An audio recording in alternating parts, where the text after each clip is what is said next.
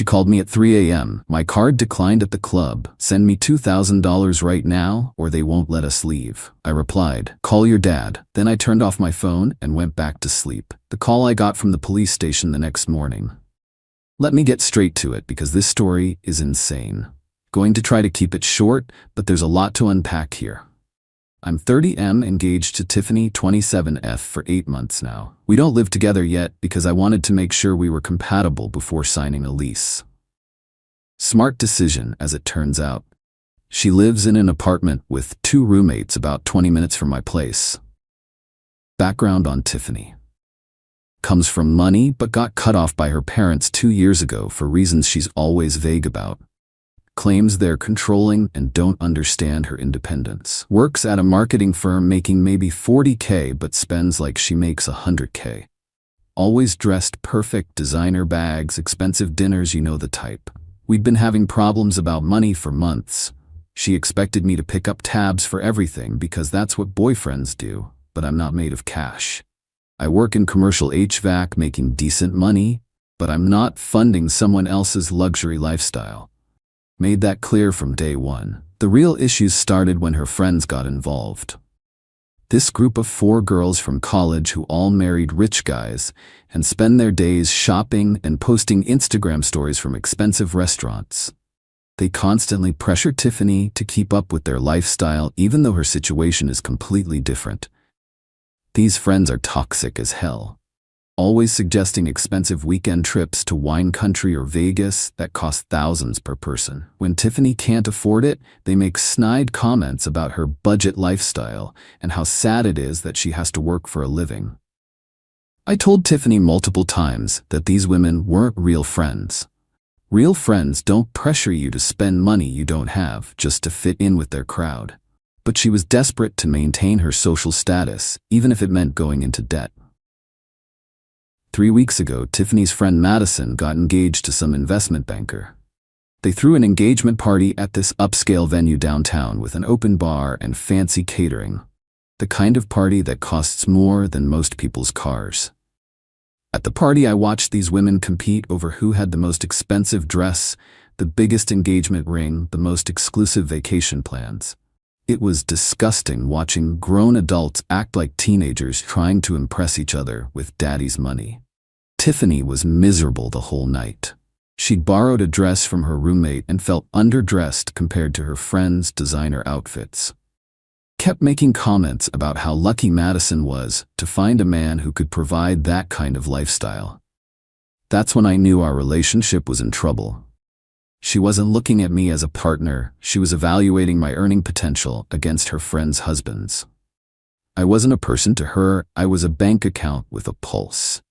The week after the engagement party, Tiffany started dropping hints about wanting a bigger ring. Mine was a modest 1 carat from K Jewelers, but apparently that wasn't impressive enough for her social circle. She showed me pictures of Madison's 3 carat Tiffany setting that probably cost 50 grand. I shut that conversation down immediately. Told her we'd already discussed our budget and expectations. That if she wanted to compete with trust fund babies, she should have thought about that before getting engaged to a working class guy. She got defensive, saying she wasn't trying to compete with anyone. Just wanted to feel special on her wedding day, like any bride would. But I'd heard her on phone calls with her friends, complaining about my cheap ring and how embarrassed she was to show it off.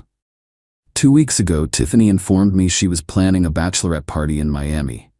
Not asking me about it or discussing the budget, just announcing that she'd already started making arrangements with her friends. The cost was going to be around $3,000 per person for flights, hotels, dinners, and clubs. I laughed and asked where she thought that money was coming from. She said her friends were all pitching in, and she expected me to cover her portion as an engagement gift. $6,000 total, because she wanted to bring her sister along too. That's where I drew the line. $6,000 for a weekend of partying while we were supposed to be saving for a wedding. I told her absolutely not, and if she wanted to go to Miami, she could figure out how to pay for it herself. The fight that followed was epic. Tiffany accused me of being controlling and unsupportive. Said any man who really loved his fiancée would want her to have fun with her friends. That I was embarrassing her by making her look poor compared to the other girls. I reminded her that we'd talked about financial compatibility before getting engaged.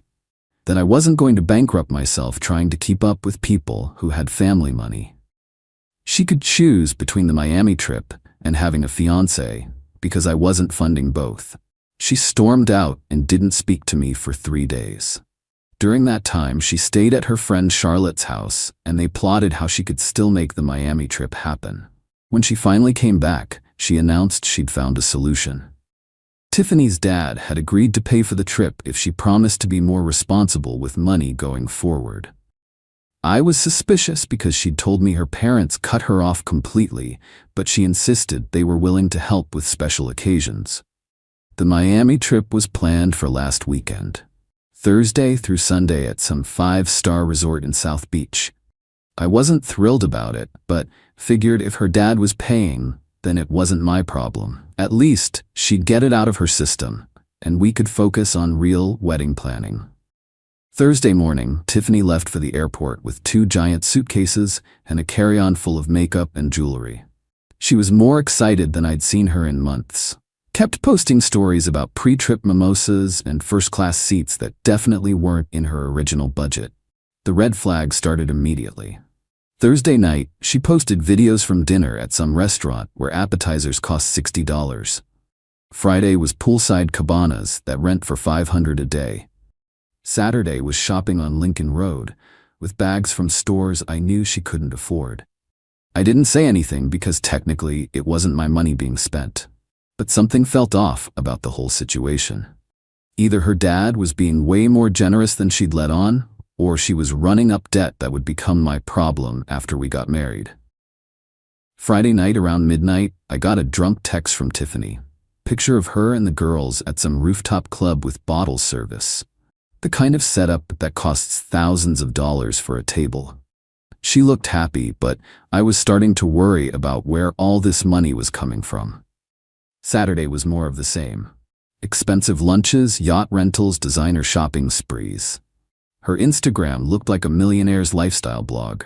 Either her father had won the lottery or Tiffany was living in a fantasy world that was going to crash down hard. Saturday night around 2 a.m., my phone started buzzing. Multiple missed calls from Tiffany, followed by increasingly frantic texts. I was asleep and my phone was on silent, so I didn't see any of it until the next morning. Then at exactly 3:17 a.m., my phone rang. Tiffany's name on the caller ID and background noise that sounded like a nightclub. I answered groggily, thinking maybe there was an emergency. "Baby, thank God you answered," she yelled over the music. "I need you to send me money right now." I was instantly awake. "What are you talking about? What's wrong?" "My card declined at the club. We ran up this huge tab and security took our IDs. They're calling the police if we can't pay right now. I need you to send me $2,000 or we're going to get arrested." I sat up in bed trying to process what she was telling me. "What do you mean your card declined? I thought your dad was paying for this trip." "He gave me money for the hotel and flights, but we've been spending more than expected. My credit cards are maxed out and the girls don't have enough cash to cover the tab. You have to help me." That's when it clicked.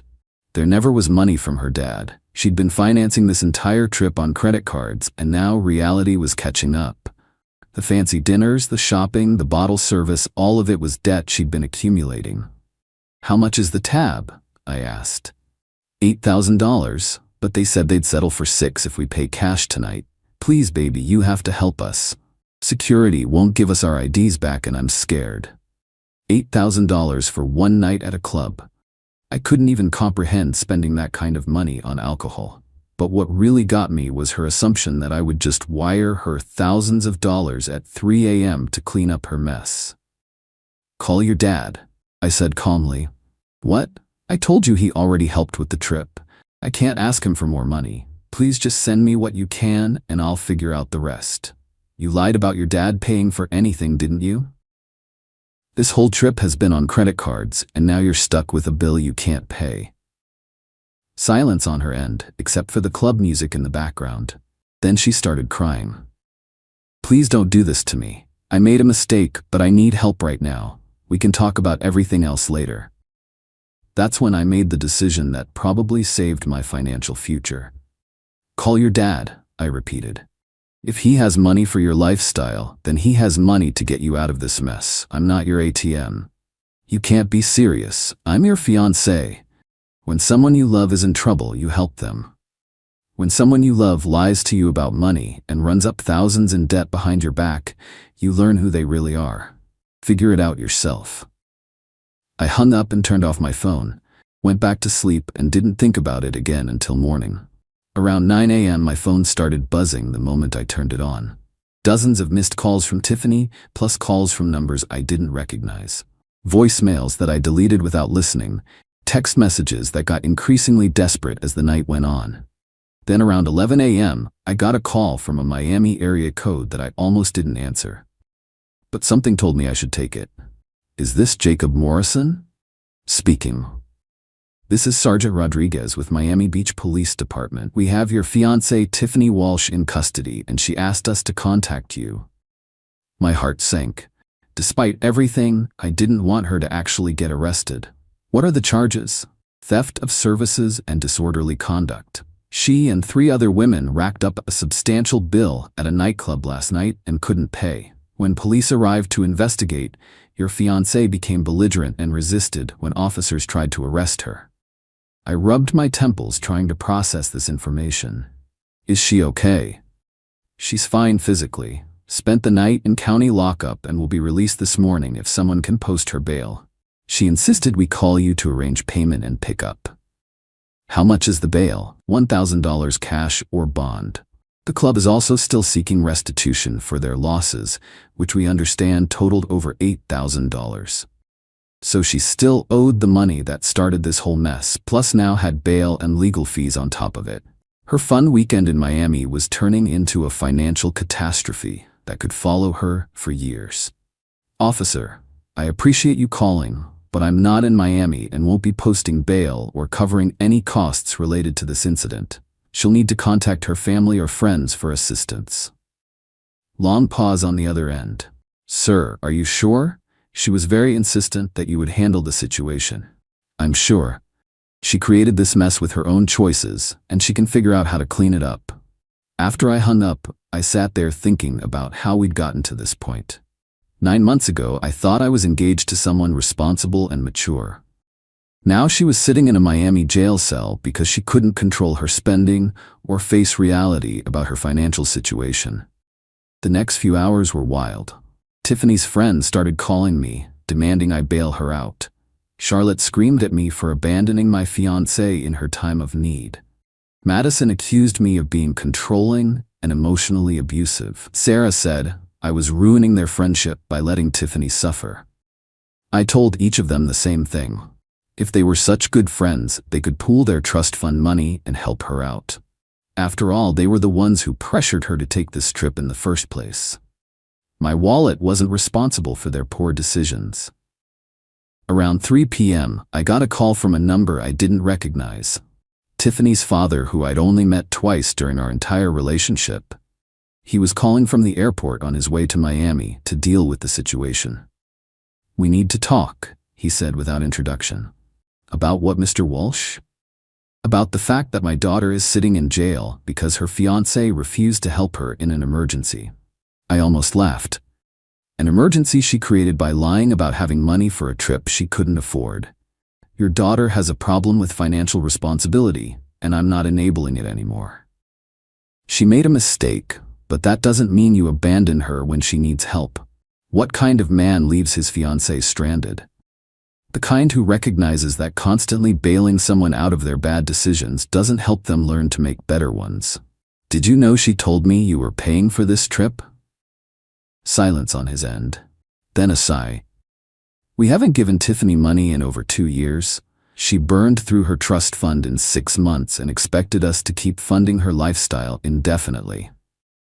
That confirmed what I'd suspected. So she lied to me about everything. The trip, the shopping, the restaurants, all of it was on credit cards she can't pay off. Probably. Look, I'm going to handle the bail and legal fees because she's my daughter. But I think you should know that Tiffany owes roughly $40,000 on various credit cards. This Miami trip probably added another $15,000 to $20,000 to that total. My stomach dropped. $60,000 in credit card debt that she'd been hiding from me. If we'd gotten married, I could have been on the hook for future spending, and her inability to contribute financially would have been my burden. She'd been planning to dump her financial problems on me without my knowledge. Why are you telling me this? Because you seem like a decent guy who deserves to know what he's getting into. Tiffany has always had a problem with money and consequences. We tried to teach her responsibility by cutting her off, but it looks like she just found other ways to fund her spending. After we hung up, I sat there thinking about our entire relationship. How many times had she suggested expensive restaurants and expected me to pay? How often had she bought things she claimed were on sale, but probably went on credit cards? How much debt was she planning to bring into our marriage? That evening, Tiffany called from the airport. Her dad had bailed her out and they were flying back together. She was crying and apologizing, saying she knew she'd messed up, but we could work through it together. I let her talk for about 5 minutes, then cut her off. It's over, Tiffany. What do you mean it's over? I said I was sorry. I know I made mistakes, but people in relationships help each other through difficult times. People in relationships are honest with each other. You've been lying about money for months while racking up debt that would have become my responsibility after marriage. That's not a mistake, it's fraud. You can't break up with me over this. I was scared and desperate. The girls were all spending money, and I didn't want to look poor in front of them. You know how important their friendship is to me. More important than honesty in our relationship, apparently. More important than financial responsibility or planning for our future. You chose to impress people who don't actually care about you over building something real with someone who did. She begged and pleaded for another chance. Promised she'd cut up the credit cards and get financial counseling. Said she'd never lie to me again and would do whatever it took to earn back my trust. But trust isn't something you can just repair with promises after it's been shattered this completely. I'm done, Tiffany. Don't contact me anymore. I blocked her number and spent the rest of the evening taking down pictures and boxing up things she'd left at my place. The engagement was over, and I felt lighter than I had in months. The next morning, Tiffany showed up at my door with swollen eyes and yesterday's clothes. She'd driven straight from the airport to try one more time to salvage our relationship. Please don't throw away everything we built over one stupid weekend. I love you, and I know you love me. We can work through this if you just give me a chance. I handed her the box of her belongings. I don't love who you've become. The person I fell for was honest and responsible. You've been lying about money while secretly planning to make me responsible for your debt. That's not love. That's manipulation. Everyone makes mistakes. You're being cruel and heartless. How can you throw away our future over money? I'm not throwing it away over money. I'm ending it because you've shown me that you don't share my values. You care more about appearances and social status than honesty and responsibility. We're not compatible, and we never were. She stood on my porch crying and begging for another chance, but I closed the door. Sometimes you have to make hard decisions to protect your future, even when it hurts in the moment. Update since this blew up. Tiffany's been trying to contact me through mutual friends for the past week. She's apparently in credit counseling and wants to prove she's changed. Her friends are still harassing me on social media, calling me heartless for abandoning her. Found out from her roommate that she owes closer to $70,000 total when you include the Miami trip charges. Her dad hired a lawyer to negotiate down the club bill, but she still owes around $12,000 for that weekend alone.